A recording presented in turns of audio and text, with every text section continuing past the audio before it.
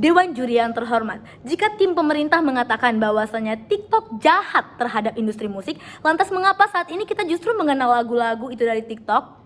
Dewan Juri yang terhormat, saya Bina Seda Maharani selaku pembicara pertama dari tim oposisi menegaskan bahwasanya saya sangat-sangat tidak setuju dengan mosi perdebatan kita pada siang hari ini, yakni Dewan ini percaya bahwasanya TikTok merusak industri musik.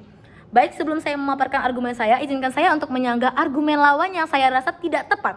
Yang pertama adalah musik memang merupakan salah satu hak kekayaan intelektual di mana sang penyanyi, sang penulis lagu ataupun sang industri akan mendapatkan royalti dari lagu tersebut. Namun bukan berarti ketika tim pemerintah mengatakan adanya lagu-lagu di TikTok yang dipotong menjadi 15 detik, 20 detik kemudian diposting dan diunggah di TikTok, sang penyanyi ataupun sang penulis tidak akan mendapatkan royalti dari lagu-lagu tersebut. Nyatanya mereka akan tetap mendapatkan royalti Dewan Juri yang terhormat.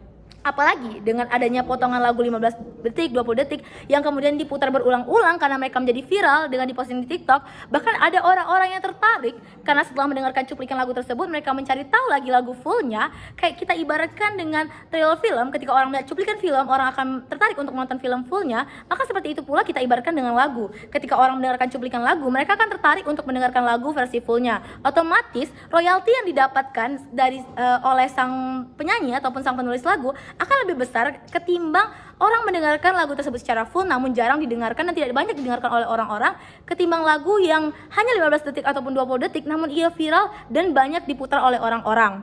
Otomatis mereka akan mendapatkan royalti yang lebih besar. Kemudian yang kedua, di sini tim pemerintah mengatakan bahwasanya TikTok memiliki ajang pasar yang lebih luas ketimbang sosial media yang lain seperti Spotify, YouTube, Instagram ataupun Facebook.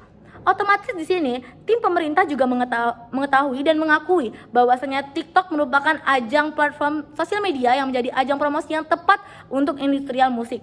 Mengapa demikian? Karena kita mengetahui bahwasanya TikTok dimainkan oleh orang-orang dengan rentang usia yang luas, mulai dari remaja hingga orang dewasa. Karena tak asing lagi ketika kita melihat bahwasanya orang-orang mulai dari usia remaja hingga dewasa saat ini bermain TikTok. Sehingga otomatis hal tersebut menjadi ajang pasar yang luas untuk industrial musik mempromosikan lagu-lagunya, mempromosikan musik-musiknya dari TikTok. Hal ini menguntungkan industri musik karena secara nggak langsung mereka juga mempromosikan musiknya melalui sosial media. Ditambah lagi ketika lagu-lagu tersebut viral dan banyak orang-orang yang akan membuat tren, membuat dance dari lagu-lagu tersebut, otomatis orang tersebut akan memposting lagi postingan baru dengan lagu tersebut dan menjadi ajang promosi juga bagi industrial musik tanpa mereka harus membayar orang lain untuk mempromosikan lagu mereka. Karena ada banyak sekali orang-orang yang mengikuti tren yang memposting lagu tersebut sehingga menjadi ajang promosi juga bagi industrial musik. Hal ini akan menguntungkan juga bagi industrial musik. Kemudian yang ketiga, apa buktinya kalau misalnya TikTok ini justru menaikkan industri musik? Bisa kita lihat saat ini bahwasanya begitu banyak sekali lagu-lagu lawas, lagu-lagu jadul yang kembali di remake dan dipublish lagi di TikTok dengan versi singkat, dengan versi 15 detik, versi 20 detik, kemudian menjadi viral kembali seperti lagu Iwan Fals, lagu Chrisye. Hal ini membuktikan bahwasanya TikTok justru meningkatkan promosi, meningkatkan pasar dari industrial musik, baik industrial musik saat ini ataupun industrial musik yang jadul. Sehingga hal ini menjadi bukti yang nyata bahwasanya TikTok memang efektif dalam hal promosi. Karena kita bisa melihat bahwasanya ketika dulu orang sibuk membuat video klip yang panjang dengan durasi yang panjang tanpa mereka mempromosikannya TikTok, hal itu justru lebih berjalan lambat ketimbang video-video singkat di TikTok yang ditampilkan hanya 15 detik, 20 detik, itu justru lebih efektif untuk mempromosikannya.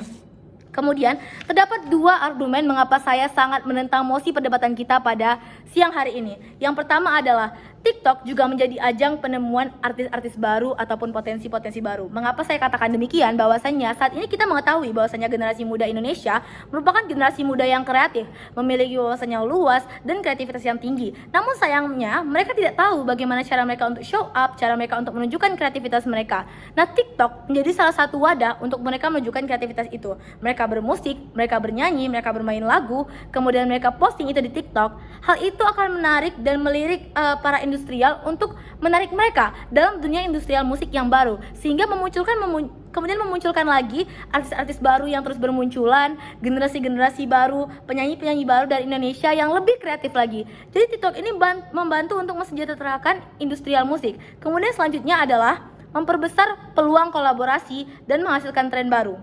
Kita mengetahui bahwasanya TikTok ini menjadi wadah bagi para pemusik, para penyanyi untuk mengkolaborasikan karya mereka antara pemusik satu dengan pemusik yang lain. Seperti kita lihat saat ini, ada dua lagu yang kemudian digabungkan menjadi satu, kemudian menjadi viral di TikTok. Hal ini akan membuat dua lagu ini menjadi viral dalam waktu yang bersamaan, sehingga hal ini menjadi ajang promosi untuk kedua penyanyinya. Sehingga kita bisa mengetahui dan kita bisa melihat bahwasanya TikTok ini menjadi ajang untuk promosi yang tepat baik dari segi lagunya ataupun dari segi sang personal penyanyi itu sendiri. Dari hal-hal tersebut dapat kita lihat bahwasanya memang TikTok tetap menjadi ajang promosi yang tepat untuk industrial musik, dan kita bisa melihat bahwasanya TikTok ini tidak merusak industri musik, namun ia justru membantu industri musik untuk mempromosikan lagunya secara dengan cakupan yang lebih luas dan lebih mendunia lagi. Oleh karena itu, sampai saat ini saya masih tidak setuju dengan mosi perdebatan kita pada hari ini, yakni Dewan ini percaya bahwasanya TikTok merusak industri musik, karena sejatinya justru TikTok membantu industrial musik untuk mengembangkan lagi potensi-potensi dari musiknya. Bangga menjadi tim oposisi. Sekian dan terima kasih.